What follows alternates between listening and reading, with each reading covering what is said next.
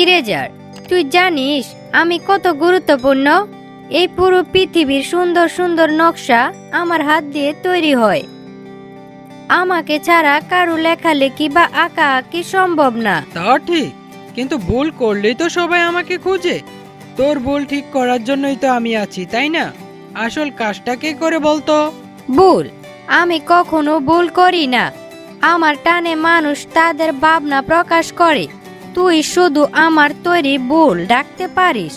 আমি সৃষ্টির প্রতীক। তুই যাই বলিস, তুই ছাড়া আমি থাকি না, আমিও ছাড়া তুই অপূর্ণ। মানুষ তো মনের ভুলগুলো ঠিক করতে আমাকে ব্যবহার করে। আমাদের দুজনের কারণে মানুষের জীবন সুন্দর।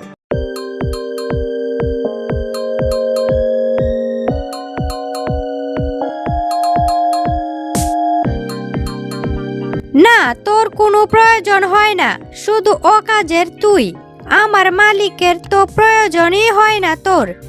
আমার মালিক একবার যা কাজ করে তা আর ঠিক করতে হয় না। আরে যা, তোর মতো অনেক দেখছি বাটপার, করে এক কাজ বলে আরেক কাজ। তোর চেহারা দেখলে বোঝা যায় তুই একটা বাটপার। এই আমার নামে উল্টা পাল্টা কথা বলবি না, অনেক খারাপ হয়ে যাচ্ছে বলে দিলাম। আমাকে ছাড়া পৃথিবী অন্ধকার। তোর দ্বারা মানুষ কোনো উপকার হয় না। তুই একটা ফালতু জিনিস। হাসালি রে হাসালি, পৃথিবীর যতই নকশা আছে সেগুলো আমাকে দিয়ে ঠিক করেছে। কথায় আছে না, উপকার করলে ভুলে যায়। তুই ঠিক এমনই।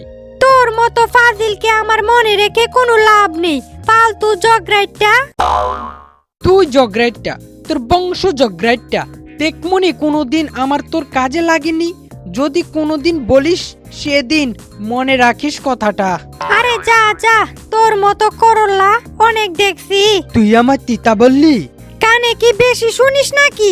ও, আমি কানে কম শুনি। আমি বলি কি আর তুই বলিস কি?